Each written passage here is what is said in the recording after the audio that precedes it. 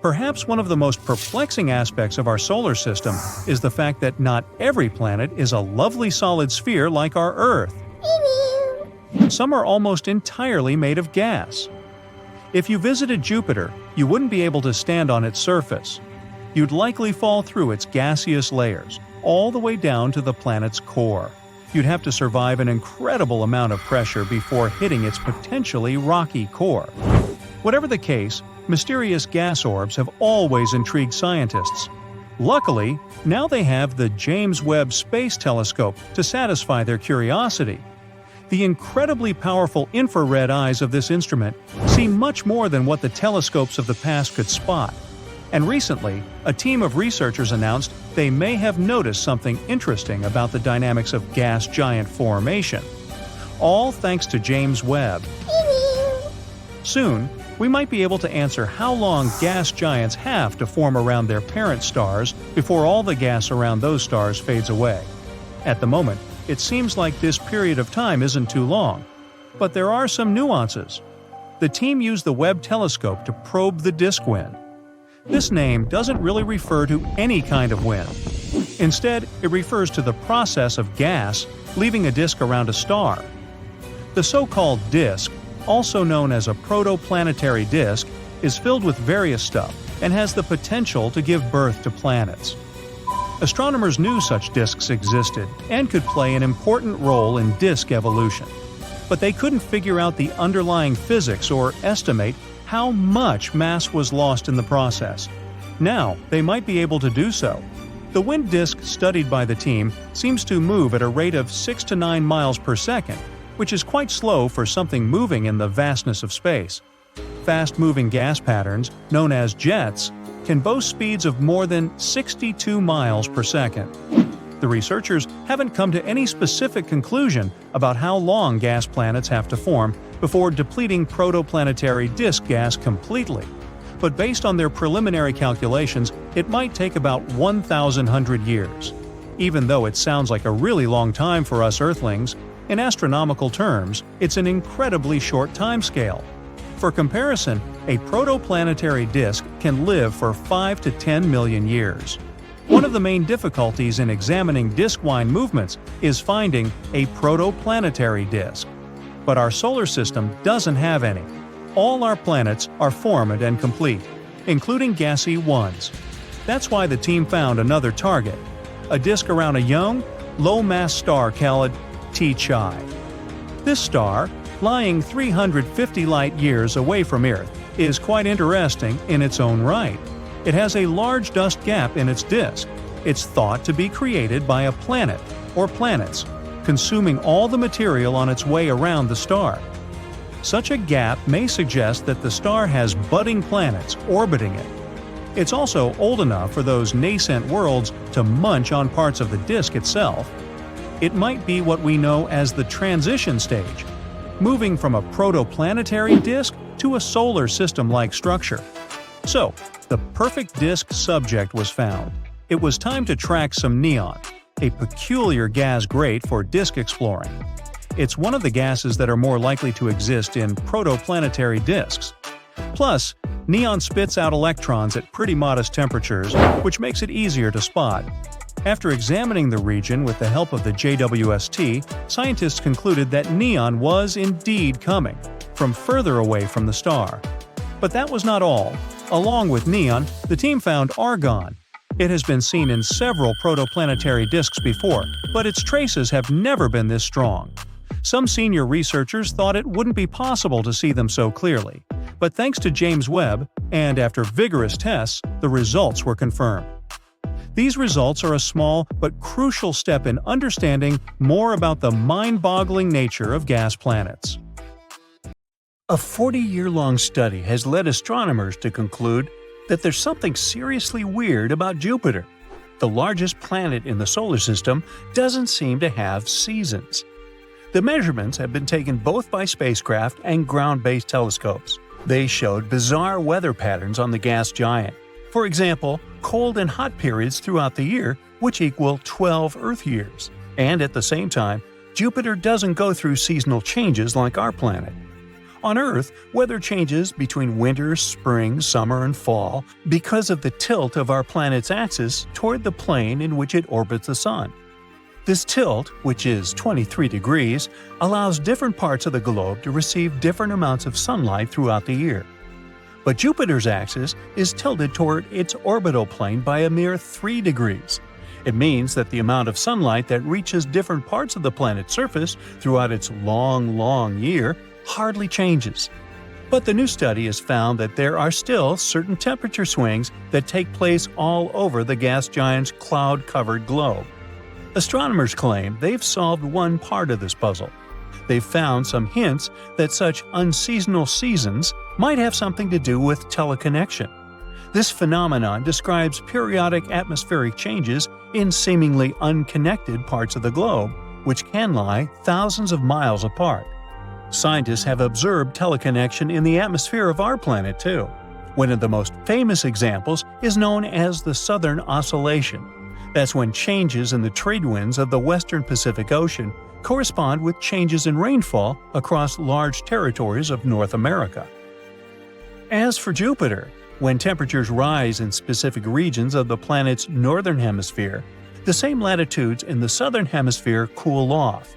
Further research also revealed that when temperatures rise in the upper layer of Jupiter's atmosphere, called the stratosphere, it gets colder in the troposphere.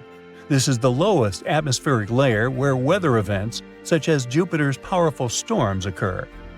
Researchers hope that by measuring all these temperature changes, they will eventually be able to make a more or less precise weather forecast for Jupiter. Maybe in the future, they will even be able to extend this to other gas giants to see if they have similar patterns. But this isn't the only mystery the gas giant can boast. Let's have a look at some other, no less intriguing puzzles. For example, a 2018 study that found that Jupiter had a delayed growth spurt. You might have heard that the most popular theory about the beginning of the solar system says that, at first, the Sun was orbited by a dust-filled gas cloud. Some time passed, and tiny pieces gathered together into lumps, which later formed planets. But Jupiter was the odd kid. It started off well. The gas giant was gathering around small clumps of matter for 1 million years or so. But once it grew to be as massive as 20 Earths, its development suddenly stopped. It could have happened after bizarre zones appeared in space. They emitted so much heat and energy that gas molecules struggled to merge with young Jupiter. This period continued for 2 million years. During this time, Jupiter only grew to 50 times the mass of Earth. But once this stage finished, the planet continued to gobble down gas like before, and soon it swelled to its current mass, about 300 Earths. Jupiter's most famous feature is the Great Red Spot, a giant storm raging in the atmosphere of the planet and capable of engulfing 2 Earths. But few people know about the Great Cold Spot. It was spotted only recently when astronomers were checking data received by an observatory in Chile. It's believed that Jupiter's auroras spawn this unusual patch, which is around 400 degrees Fahrenheit colder than the surrounding areas. These auroras are ancient. It makes the spot thousands of years old. And unlike the Great Red Spot, it's not stable. It keeps shape-shifting, and sometimes it almost disappears. But it always returns to the upper atmosphere. Usually it happens after a powerful auroral display. Now, storms are no stranger to Jupiter's atmosphere. But where there are storms, there is lightning, right? Yeah, but the bolts of lightning on Jupiter turned out to be very strange. They release radio waves, which is not strange, but for decades, every spacecraft visiting the gas giant managed to record something bizarre. You see, Jupiter's lightning only signaled in the low-frequency range, and no theory could explain why, since lightning on Earth emits radio waves from low to very high frequencies. Finally, in 2018, the Juno space probe solved this mystery. Apparently, the problem was not with the gas giant, but with our technologies. Unlike previous spaceships, Juno had extremely sensitive equipment, and it came very close to Jupiter, so it did record both megahertz and even gigahertz strikes. But even Juno confirmed that lightning on Jupiter was totally different from lightning on Earth. On our planet, lightning avoids the poles. It prefers to zap the equator. Meanwhile, the gas giant's equatorial zone sees no lightning. It lights up the planet's poles, and its peak frequency is 4 bolts per second. In 2017, when astronomers were searching for the theoretical Planet X, they noticed that some object outside the solar system was tugging at objects within. Thinking it could be what they had been looking for, they turned a powerful telescope in that direction. Coincidentally, that patch of sky contained Jupiter. And even though the researchers didn't find Planet X, they noticed 10 previously unknown moons orbiting the gas giant. This brought the number of the planet's satellite to a total of 79. But the coolest thing was that one of the newly discovered moons was very unusual. The thing is, Jupiter's moons move in packs, so 2 of the new satellites were spinning with a group that rotated in the same direction as the gas giant, and the rest was in a cluster spinning against the planet's rotation. As for our weird guy, it was inside the second group but spinning with Jupiter. Unfortunately, it means that the moon will most likely have a short lifespan. An anti-retrograde moon within a retrograde cluster won't be able to avoid a collision. Look at Jupiter's beautiful patterns. Look at these swirls and stripes. For a long time, no one knew the depths of these bands. But in 2018, scientists used a novel way to crack this riddle. This method involved the space probe Juno, which orbited the gas giant every 53 days. Each time it passed by, it measured how strong the pull of the planet's gravity was. It helped astronomers create a 3D image of the stripes. It goes like this. The greater the pull, the greater the mass of the region below. And after examining the gravitational map, researchers concluded that the stripes ran shockingly deep. Most of them plunged to a depth of 1,800 miles. But Jupiter is a gas world, and the winds raging in its atmosphere shift all that mass around, making calculations very difficult. Jupiter has the strongest magnetic field of all the planets in the solar system. It's 20,000 times more powerful than that of Earth. But the gas giant's magnetosphere is a bit wacky. It's unique and doesn't resemble the field of any other planet we know about. Before, experts thought that Jupiter's magnetic field was similar to Earth's, 2 poles connected with magnetic lines near the geographical north and south. But Juno showed that things on Jupiter are a bit messed up. The magnetic south pole is pretty well behaved, but the north pole is a different story.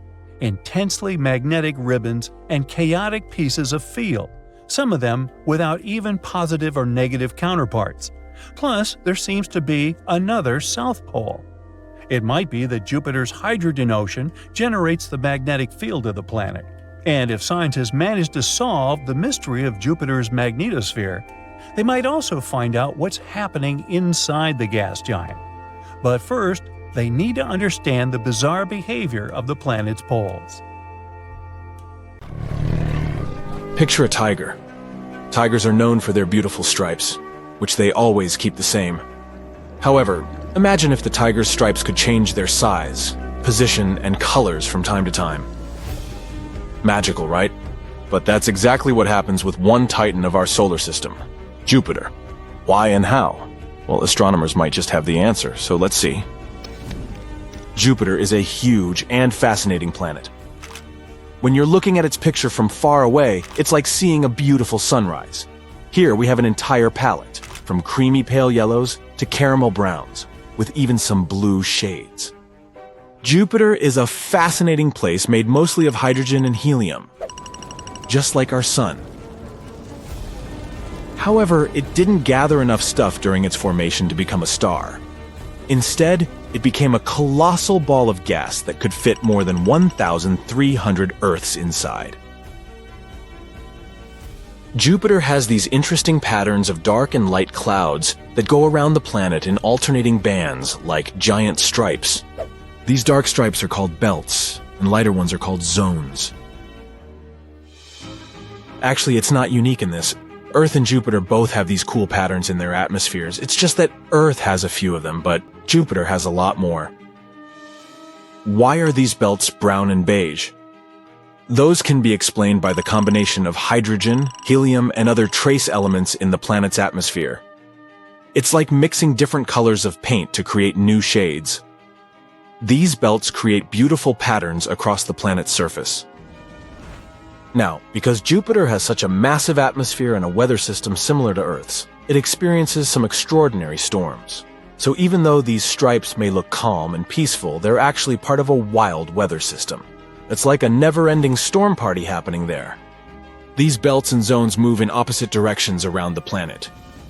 The belts go against Jupiter's rotation, like going against the flow, while the zones go with it, joining the dance. And not only do they move in different directions, but they also exist at different heights in the planet's atmosphere.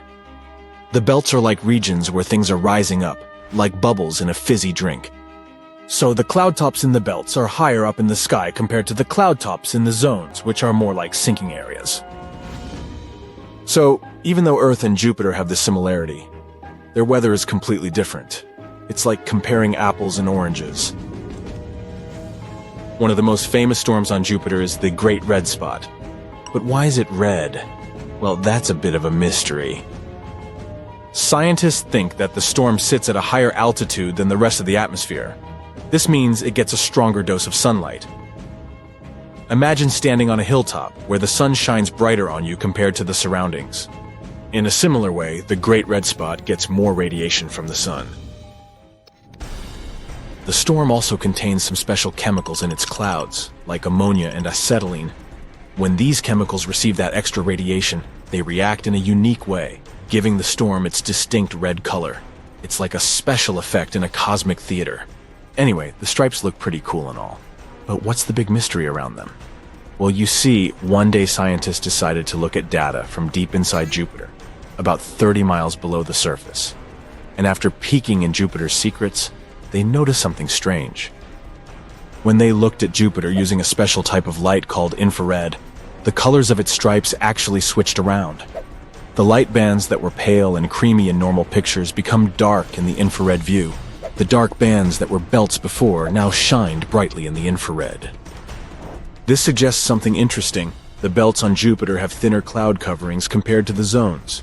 It's like the belts are wearing sheer, see-through outfits, while the zones have thicker clouds, like fluffy jackets. So, what we see as dark bands in normal pictures turn out to be bright in the infrared, hinting that these belts have less cloud stuff blocking the light. But here's the most strange part. Every few years, something changes. It's like the weather on Jupiter goes through a wild roller coaster ride. The colors of the belts can change, and sometimes the whole weather pattern becomes a bit crazy for a while. Scientists have been scratching their heads, trying to figure out why this happens. So they've decided to use a special spacecraft called Juno to investigate this. Since 2016, Juno has been gathering a lot of information about Jupiter, like a spy collecting clues. One of the things Juno has been looking at is Jupiter's magnetic field. Just like Earth, Jupiter has a magnetic field. It's like an invisible bubble that surrounds the planet, extending to space. This magnetic field is really important because it protects the planet and everything on it. It acts like a shield against harmful particles from space, like those coming from the sun. But Jupiter's way bigger than us, so his protective shield is much stronger. Magnetic fields are generated by something called a dynamo, which is like a big swirling conducting fluid inside the planet. This fluid moves around and rotates, kind of like a dance party happening deep within the planet. So, scientists have been looking at the data collected by Juno over the years and noticed something interesting. Jupiter's magnetic field has its own little motions, kind of like when you see waves in the ocean. Scientists call these motions torsional oscillations, which is just a fancy way of saying wave-like movements. It's like Jupiter is doing its own magnetic dance. Now let's imagine that Jupiter's insides are like a giant pot of boiling soup. Deep within Jupiter, there are slow currents that carry heat upwards, just like a conveyor belt. This heat eventually reaches the upper part where we see the clouds. But here's where things get interesting. Imagine someone starts stirring the soup really fast with a spoon. Those wavy magnetic movements, the torsional oscillations, act just like that spoon. They create a disturbance that messes up the slow currents. Now this disruption has a big impact on Jupiter's weather. It's like turning up the heat in the kitchen and changing the way the soup cooks. The patterns of rising and sinking in the clouds, which we call upwelling and downwelling, get all mixed up. A whirlwind in the soup. Our clever scientists also noticed something special near Jupiter's equator. They discovered a concentrated spot of magnetism called the Great Blue Spot. And guess what? This spot is slowing down, like it's taking a break from its usual fast movement. This suggests that a new type of wavy motion, a new dance, is about to begin. So, to sum it all up, the scientists have come up with a cool idea. These wavy magnetic movements, the torsional oscillations, disrupt the slow currents inside Jupiter, messing up the cloud patterns and causing wild weather. And when the scientists calculated the time it takes for these wave-like motions to happen, they discovered that they match the same time periods when the stripes on Jupiter change. So, in simple terms, the scientists think that these wave-like movements in Jupiter's magnetic field are causing the changes in the stripes on the planet. Pieces of a puzzle are coming together. Scientists are still trying to fully understand why this happens, but it's an exciting step forward in unraveling the mysteries of our vast universe.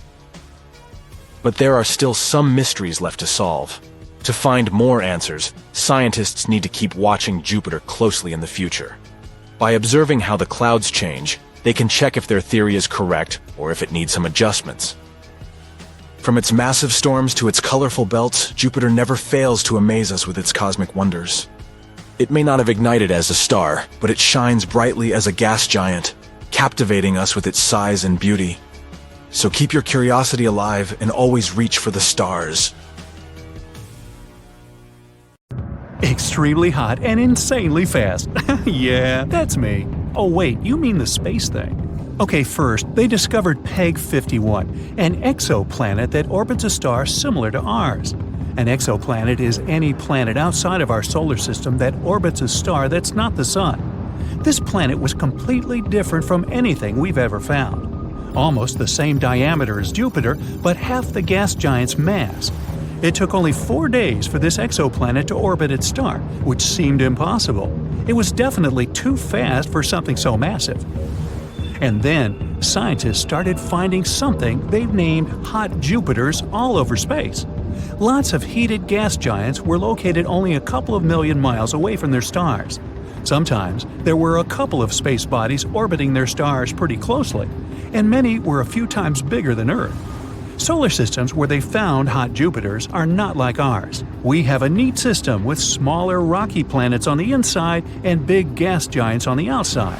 And almost all of them peacefully orbit the Sun, following their trajectories. Everything is in order.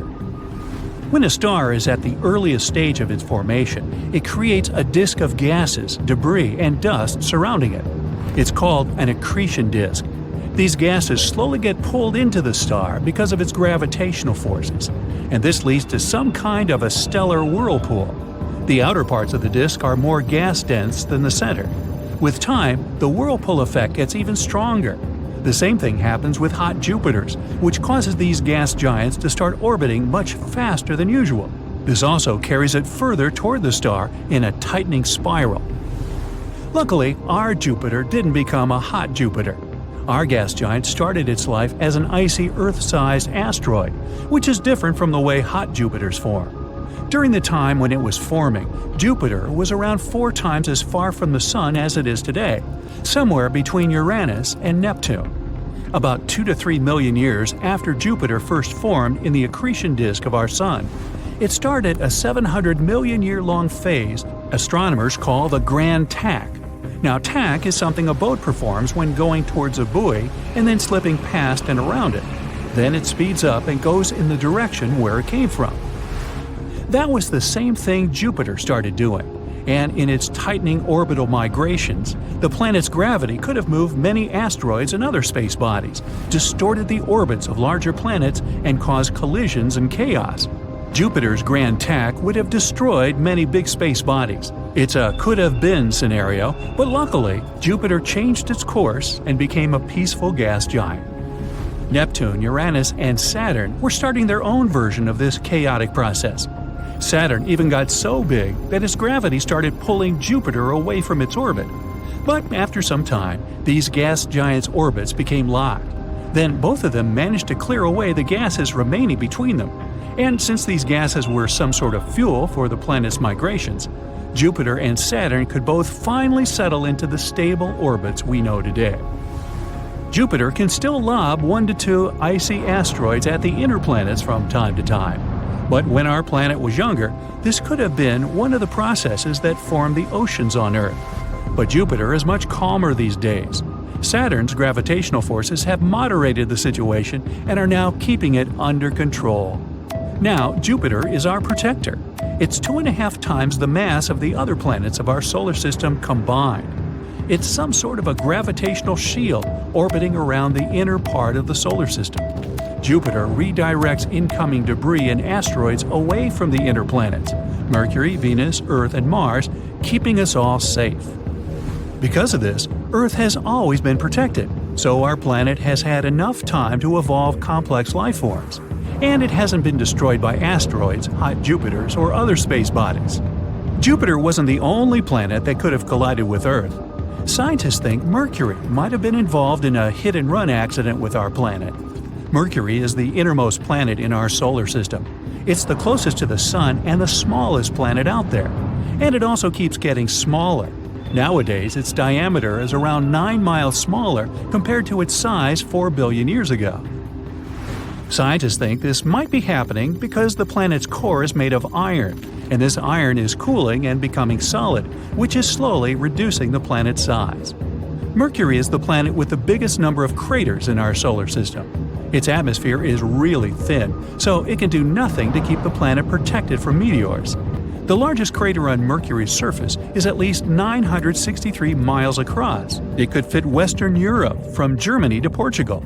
The object that formed such a crater must have been at least 62 miles long. With all these craters, Mercury looks similar to our Moon. It orbits the Sun faster than the other planets, so 1 year on Mercury lasts around 88 Earth days. That means celebrating a birthday every 3 months or even more often. At the same time, the planet rotates so slowly that a day on Mercury lasts almost 59 Earth days, a long time to wait to go to bed. There's a piece of Mercury on our planet. In 2012, a green meteorite was found at a street market in Morocco. Scientists studied its composition and concluded it could be from Mercury. Mercury doesn't have its own moons because of its small size and weak gravity. Plus, the planet is too close to the Sun. By the way, the only other planet without moons in our solar system is Venus. Mercury has a really thin crust, like a good pizza. One of the theories of the planet's formation claims there was a major collision where the planet lost most of its crust. It could have also moved Mercury from its original spot. It wouldn't be unusual. The gas giants in our solar system also didn't form in the location where they are today. Mercury also has an eccentric orbit, which means it could have been kicked out of its old orbit and moved to a new one. Scientists also think Mercury might have collided with the early Earth. One theory says that's how the Moon could be formed. Out of all the material flying away after the big crash, there might even have been pieces of Mercury's crust in the mix. Exoplanets Kepler 107b and Kepler 107c are a pair of planets that orbit a star similar to our Sun in the Kepler 107 system. It's around 1,700 light-years away from us. These planets have almost identical sizes, both with a radius 1.5 times that of Earth. But one of them, Kepler 107c, is almost 3 times as dense as the other. That's because the planets have a different composition. Some scientists believe that Kepler 107b is less dense because it probably collided with another unknown planet in the past. This powerful hit took away part of its surface and left behind a very dense core rich in iron.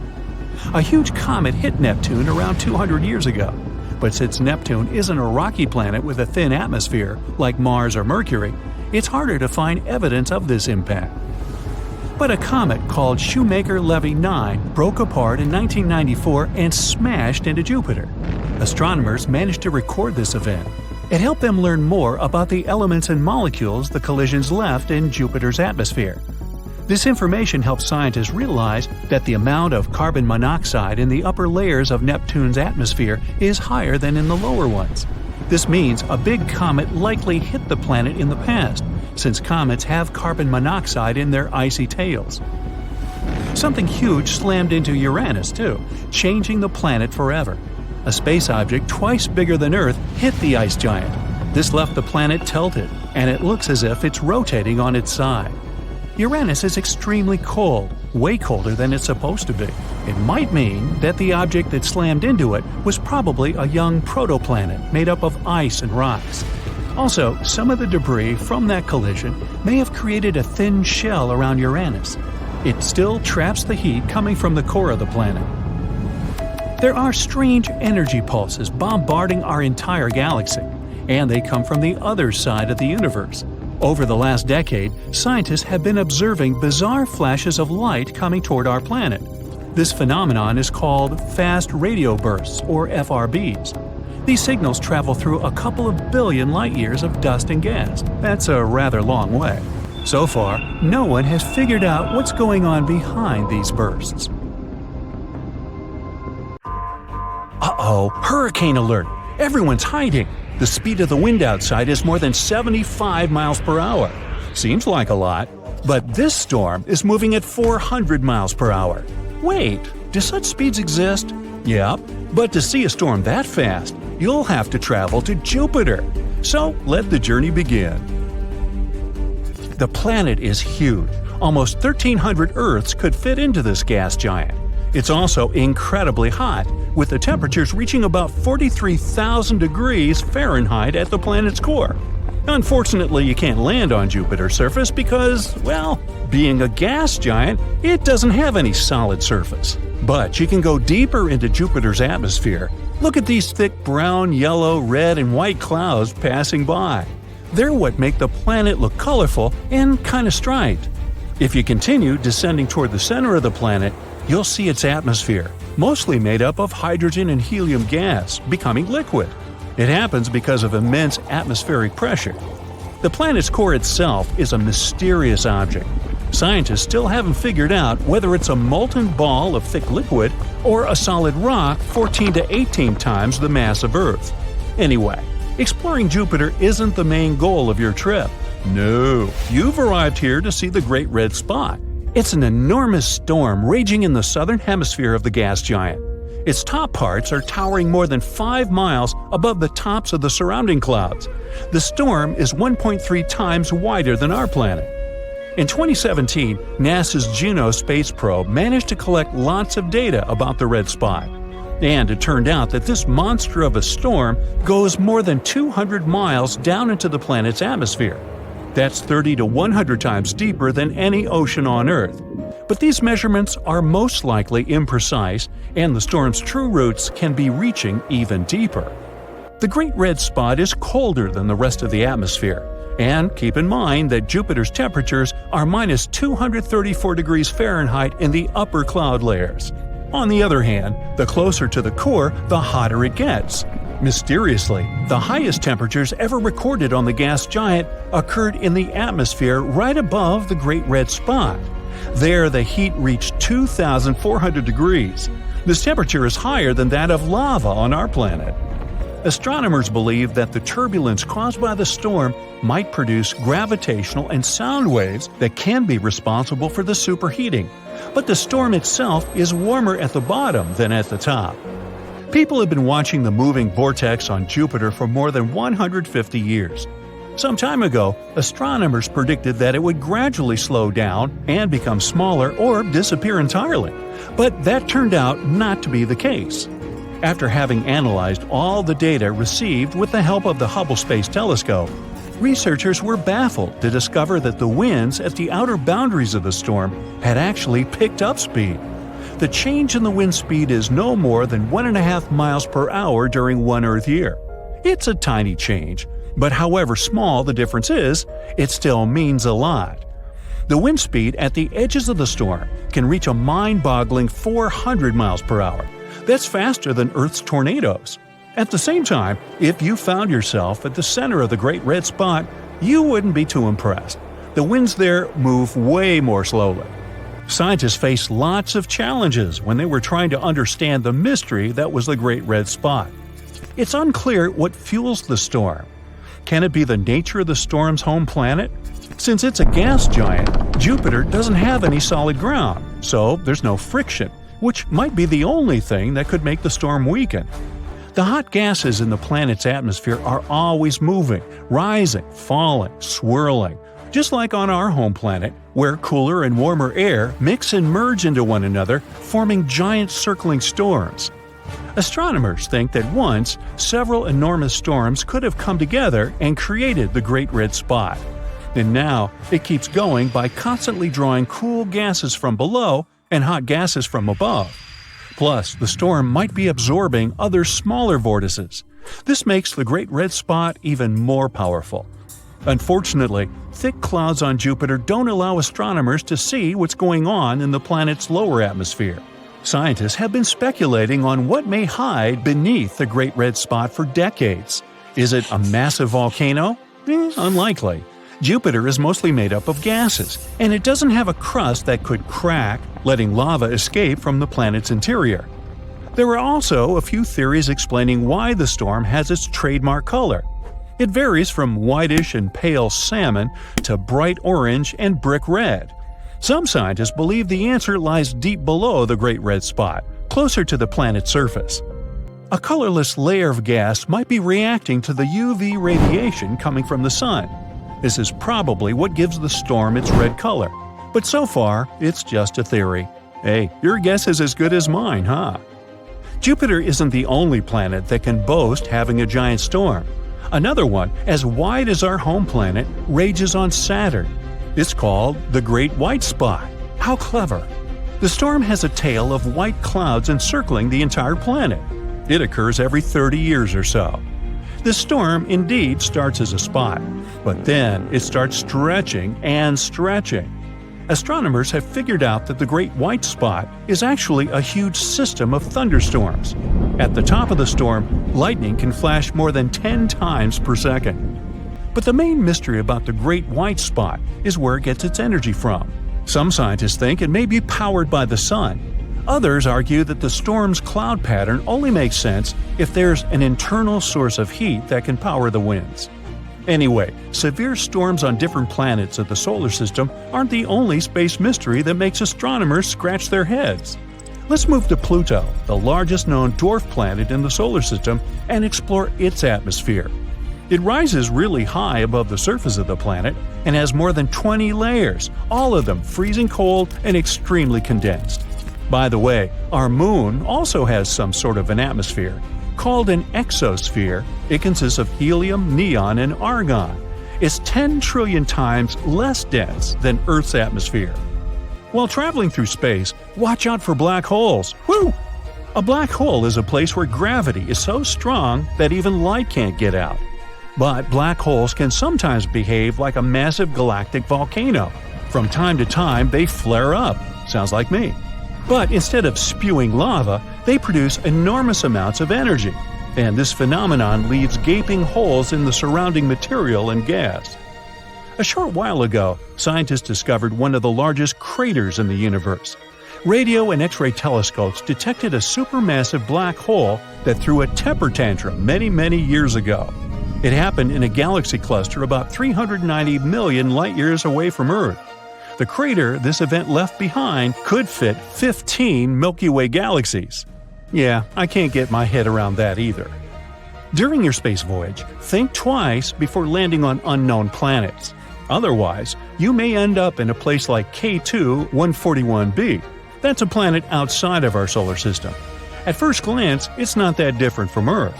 It has liquid oceans that evaporate, form clouds, condense, and get back to the surface as rain. But instead of water, it rains rocks. The surface of this exoplanet is covered with lava seas dozens of miles deep. The temperatures on the K2 141b reach 5,000 degrees during the day. That's toasty enough for the magma in the oceans to vaporize into the atmosphere. Then, supersonic winds, which can move at the speed of 1 mile per second, carry this rock vapor into the planet's night side. The vaporized magma cools down, becomes liquid again, and falls as a rocky ring. Not a vacation spot. Too hot. I'll pass. Imagine leaving your house one morning and seeing not one, but 2 stars shining in the sky. The first one is our good old sun, and the other is Jupiter. But how has a planet turned into a star? And what will now happen to Earth and its inhabitants? Before we find the answer to these urgent questions, we need to revise some things we know about Jupiter. The largest planet in the solar system is a gas giant, which means it's made up mostly of gases. Due to the pressure and temperature differences, these gases separate into layers. This creates those red and white bands that can be clearly seen from Earth. The temperatures at the top of Jupiter's atmosphere are insane.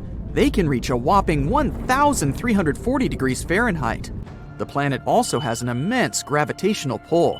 In 1995, the Galileo probe reached the atmosphere of Jupiter and sliced it at a speed of 106,000 miles per hour. It survived the scorching temperatures and started its descent. It kept moving even when the temperatures suddenly dropped and the pressure, as well as the speed of the wind, increased. But 58 minutes and 97 miles into its exploration, things went downhill. The pressure of 23 atmospheres and still high temperatures finished the probe off. It was melted and then vaporized by the extreme heat. Now, if Jupiter suddenly decided to keep growing, it would eventually become a star, and its composition would allow this planet to do it. Once, a long time ago, Jupiter took most of the mass that was left after the formation of our Sun. That's how it ended up with more than twice the combined material of all other bodies in the solar system. And the planet's ingredients are the same as those of a star, mostly hydrogen and helium. Jupiter is just not massive enough to ignite. But what if it was? Then it would turn into another kind of celestial body, most likely a brown dwarf. In this case, it would have a minor effect on the orbits of the planets of our solar system, because brown dwarfs are more massive than planets, but not as massive as stars. A brown dwarf is usually 13 to 80 times the mass of Jupiter. It can only become a star if the pressure in its core gets high enough to start nuclear fusion.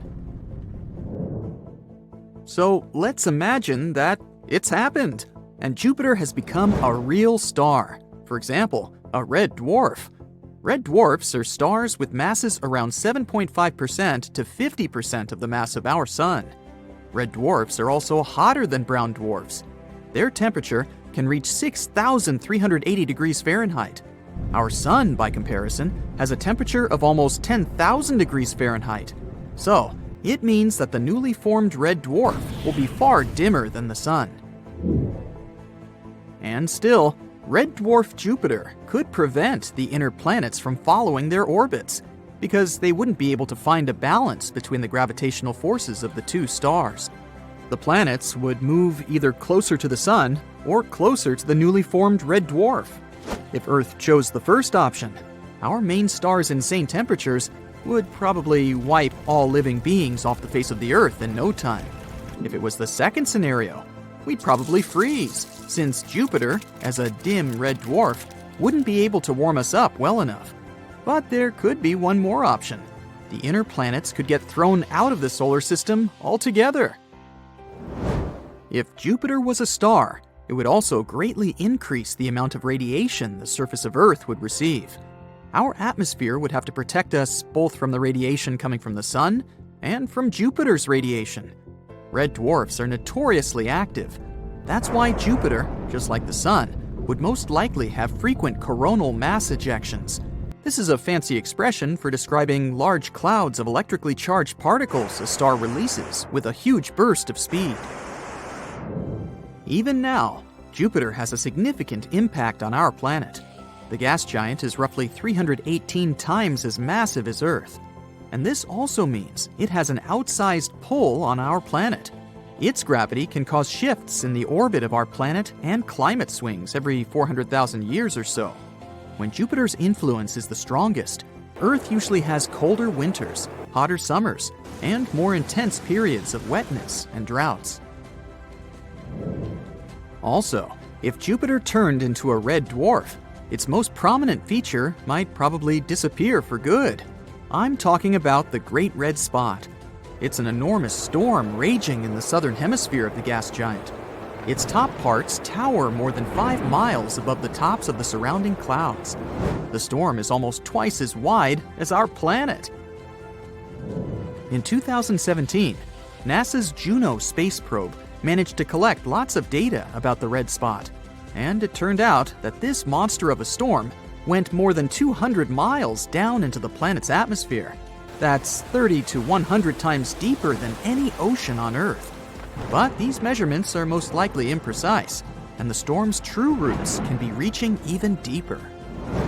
The Great Red Spot is colder than the rest of the atmosphere, and keep in mind that Jupiter's temperatures are negative 280 degrees Fahrenheit in the upper cloud layers. On the other hand, the closer to the core, the hotter it gets. Mysteriously, the highest temperatures ever recorded on the gas giant occurred in the atmosphere right above the Great Red Spot. They were higher than the temperature of lava on our planet.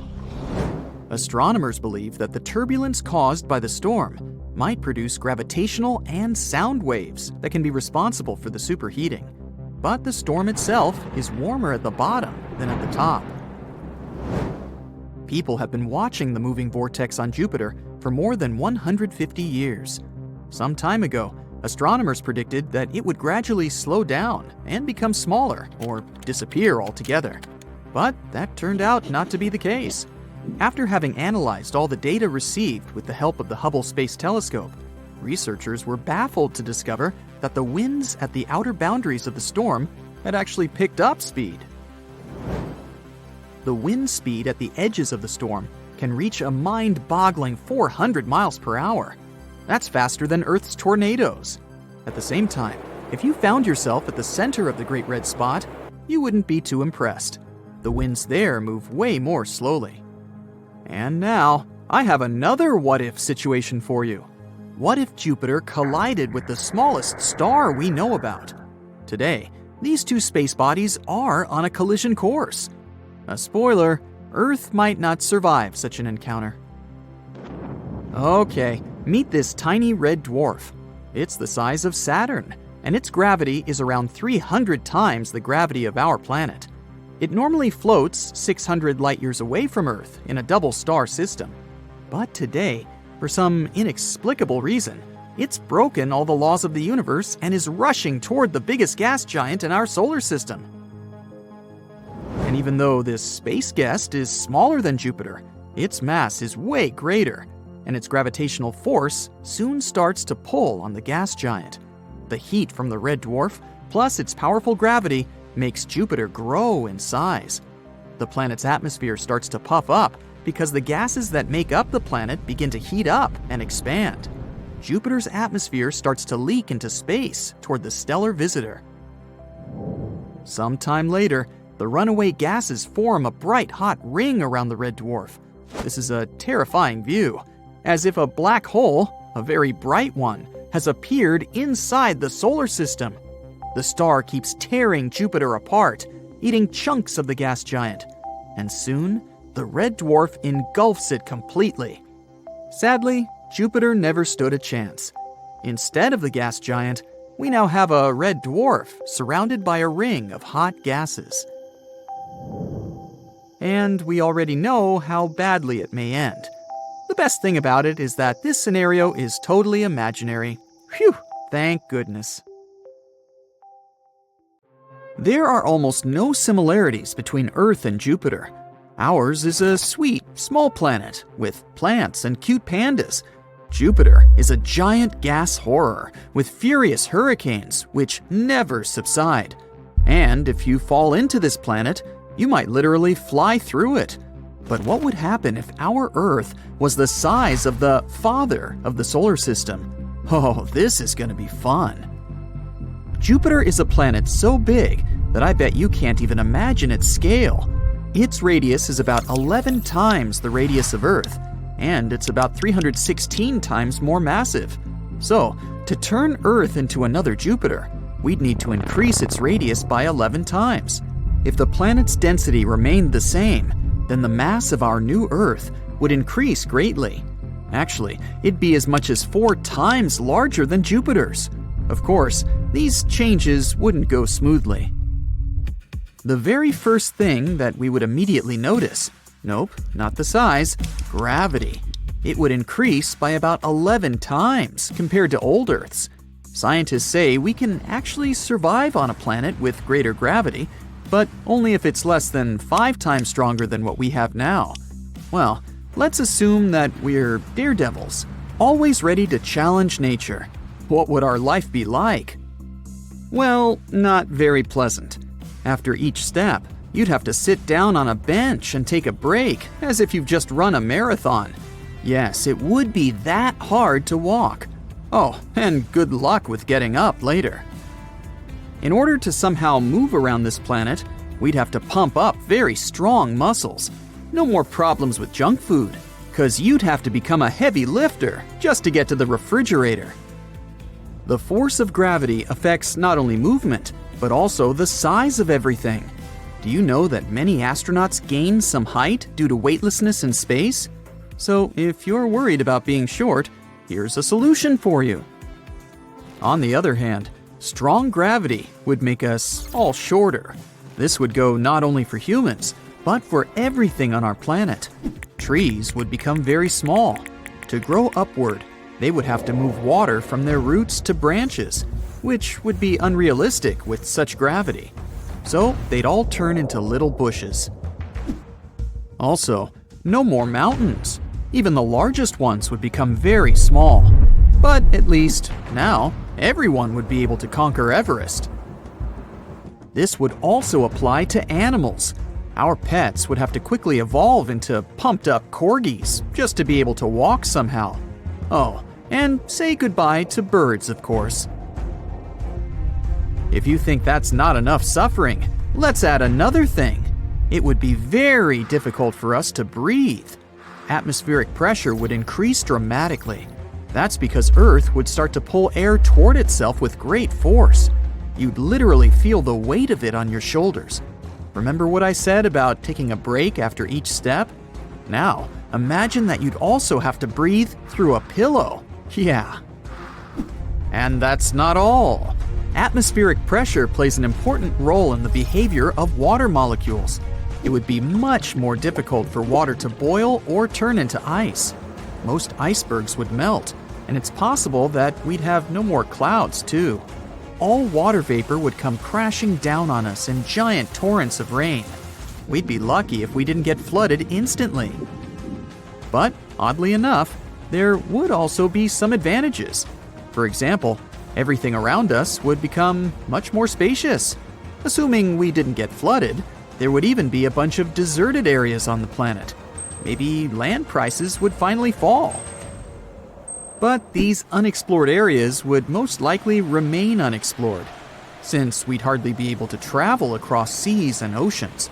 Not only because moving across the water would be incredibly difficult, but also because all water bodies on the planet would become 10 times larger. The very thought of getting lost in the ocean is frightening, but imagine if it was 10 times deeper and bigger? Uh-oh. So, no more sailing. And forget about flying by plane, or visiting space ever again. But it seems like it's still not all. If Earth was the size of Jupiter, we'd also have volcanoes raging everywhere. Due to the increase in its mass, Earth would become terribly unstable. All extinct volcanoes would become active again, and there would be lava and poisonous gases everywhere. In 1883, there was the most destructive eruption in the history of humankind, the eruption of the Krakatoa volcano. It occurred on one small island, but people all over the planet could feel the consequences. The eruption destroyed the island, triggered many tsunamis, and clouds of poisonous gases spread for miles. Now imagine this, but 10 times worse. That's what would happen on our Jupiter-sized Earth. it would probably be similar to the fall of the Chicxulub meteorite, the one that wiped dinosaurs off the face of the Earth. Then, poisonous gases spread all over the planet, causing one of the greatest massive extinctions in the history of Earth. Oh, and we would also lose the magnetic field, like the cherry on top of the cake. The magnetic field is very important for life on Earth. According to Rory Barnes from the University of Washington, it shields life on the planet from the nastiness of space, which means all sorts of radiation and solar winds. There's a molten iron core inside our planet that is responsible for producing the magnetic field. If the amount of pressure on this core increased due to gravity, it could solidify. And because of this, Earth's magnetic field would disappear. We would be exposed to the effects of cosmic radiation. Too scary to even imagine. Alright, so now we know that living on this new Earth would be a real nightmare. But what about outer space? You've probably heard that Jupiter, thanks to its strong gravity, protects us from asteroids. Well, this would become our job. Jupiter experiences about 24,000 collisions a year, and now it'd be our destiny. Do you remember me mentioning the Chicxulub meteorite? Similar tragedies happen to our planet once every 100 million years or so. But if it became the size of Jupiter, these guys would visit us every Friday. Also, we'd have to say bye-bye to the moon. Our natural satellite is too close to us. So if Earth grew in size, it would be a real catastrophe. We would literally watch the moon being torn apart in the sky. Of course, after that, all these fragments would crash into us. One of the theories claims that billions of years ago, the moon somehow separated from Earth, and its pieces gathered into a ball. Now, it would be like watching its creation rewind. And even if the moon survived, somehow remaining in Earth's orbit, the changes in the tides would still be dramatic. The consequences of these changes would be very unpredictable, but probably a bunch of tsunamis would be some of them. On the other hand, we'd probably gain a couple of new moons. Jupiter has as many as 79 of them. It would probably be a spectacular view, if only gas clouds from all those volcanic eruptions didn't block it. Also, the appearance of a second giant planet would have significant consequences for the whole solar system. Don't worry, other planets wouldn't crash into us. Many people underestimate just how far the planets are from one another. But still, the new Earth would shift the orbits of other planets a little and affect the rotation speed. And Earth itself would rotate around the Sun much more slowly because of its huge mass. For example, 1 year equals 12 Earth years on Jupiter. All this, of course, would greatly affect seasons and the climate in general. So, would there be life on Earth? Bold of you to even ask this question. But if one day we do manage to find a habitable super-Earth close to Jupiter in size, it would be very interesting to take a look at it. Sand is everywhere. In your eyes and mouth, in your hair, under your t-shirt, and in your shoes. You can hardly stand. The wind is so strong, it's knocking you down. Suddenly, an especially powerful gust sends you to the ground. You crawl toward the back door. It takes you a lot of effort just to pry it open. Once inside, you get to your feet and sneak a peek outside. Just clouds of dust and a deafening roar. Okay, it's time to call for help. It started a month ago. One day, you went out to the garden behind your house. It was a windy day. You even spotted a tiny tornado under your apple tree. It hardly reached your knee, lazily swirling around tree leaves and dust. You tried to make it disappear by poking it with your foot.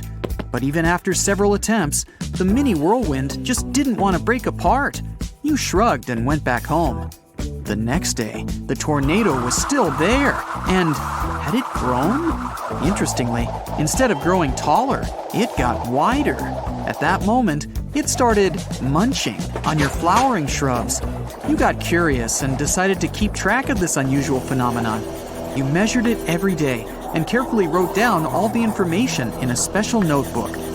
Maybe later I'll write an article or even publish a book about my storm, you thought. One day, you got out of the house to find your favorite apple tree broken. You couldn't figure out how it happened. The storm still looked harmless and too weak to damage a rather large tree. But after this accident, you started asking yourself if not calling for help was the wrong thing to do. Apparently, it was, because just a month later, your mini-storm has suddenly grown to twice its original size. It's unsafe to go outside now. It seems as if your house is in the middle of a real tornado. You can't see the sky behind a wall of dust and debris. Your garden is ruined, trees broken, bushes and shrubs pulled out of the ground and sent flying somewhere far away. You hear your doorbell ring. A group of scientists you invited has come to the rescue. You show them the garden with your personal natural disaster and enjoy their stunned silence. But after a couple of seconds of initial shock, they spring into action. Ignoring the howling wind, they start carrying inside different equipment. It looks very complicated. Your kitchen turns into the researchers' laboratory. You get informed that your house will be temporarily used by the scientists. You take your things to the smallest bedroom and watch the professionals work. Your kitchen is filled with beeping gadgets and devices covered in flickering lights. People in protective suits and lab coats scurry around. Surprisingly, they don't bump into each other. Neither do they create traffic jams. You bring the notes you've been taking and hand them to an elderly man in a white lab coat. He thanks you as if you've just given him the gift of his dreams. The next several days pass in a flurry of activity. The storm in your garden is growing. The scientists seem to get gloomier every time you see them. It's around 2 a.m. when something wakes you up. You blink your eyes open and realize the house is shaking. Your homegrown tornado must have gotten so big, it's reached the house. In the morning, several scientists pull you aside to tell you the unpleasant news. You have to move out. The storm is indeed growing. Soon, it'll wipe your house off the face of the earth. Nothing can be done. You're gaping at the people telling you to get out of your house. Where will you go? They tell you they're building an additional research lab not far from the place. It's important to be able to observe the storm in real time. Anyway, there's a spare room with everything you may need in that facility. Why don't you stay there for a while? It would also be convenient for the scientists. They may need you to answer the questions that appear during the process. You agree because you don't have any other choice. The researchers help you transport your stuff to your new accommodation. You walk around your house, saying goodbye to your favorite coffee table, your sofa, and your cozy bed. The scientists tell you that there's no time to move your furniture to another place. The next day, you wake up to the news that your home is gone. The storm gulped it down at around 4 a.m. Over the next few weeks, the grown-up whirlwind has swallowed 2 houses of your neighbors, the nearby forest, several abandoned cars, and a small flower store. It's now so big, it's coming close to a large lake several miles away from the town. People get evacuated. The authorities have announced a state of emergency. One day, you notice that scientists are talking in hushed voices. They look even more worried than usual. You corner one of them and try to find out the truth. Soon the scientist spills it. The researchers have got some evidence that confirms their worst fears. According to all their estimates, the storm that once started as a tiny tornado in your garden is going to grow into another great red spot. Only on Earth. Crimson-colored clouds are spinning counterclockwise at an incredible speed. Beneath them, you can see vibrant hues of the largest planet in the solar system, the gas giant Jupiter. Those clouds are called the Great Red Spot. It's a colossal storm raging in the atmosphere of Jupiter. If you found yourself at the storm's center, the winds would be rather calm there. But on the edges, the storm's speed can reach 425 miles per hour. That's twice the speed of the fastest and most severe hurricanes on Earth. Over the decades, the size of the red spot has been changing. Right now, it's 1.3 times as wide as our planet. The storm's roots go as deep as 200 miles into the planet's atmosphere. The average tropical cyclone on Earth usually stretches for no more than 9 miles from the bottom of the storm to its top. The unique phenomenon on Jupiter has existed for so long because the planet doesn't have a solid surface. It consists of layers of clouds made up of vapor, water ice, and ammonia. Underneath, there might be an ocean of liquid hydrogen. Our planet is solid, and hurricanes slow down and break apart once they go low enough to touch the surface. But the Great Red Spot has nowhere to make landfall. That's why it keeps raging. The scientist also tells you the most bizarre and alarming thing about the storm in your garden. Instead of growing weak and disappearing many weeks ago, it's not only still going, but it's also getting bigger and more powerful. Even the most experienced specialists can't explain this phenomenon. After analyzing it for days on end, they've come to the conclusion that it shouldn't have appeared on Earth. It's against the laws of nature. Interestingly, the storm's composition is a bit similar to that of the Great Red Spot. You're impressed, but still can't get why the researchers look so worried. It turns out that your once mini-storm is likely to grow as large as that on Jupiter. But since Earth is way smaller than the colossal red spot, it's likely to swallow our planet whole. It'll grow and grow, wiping out towns and cities, forests and highways. At the same time, it'll become more powerful. People will have to leave their homes and get evacuated to relatively safe areas, until there are no more safe areas left.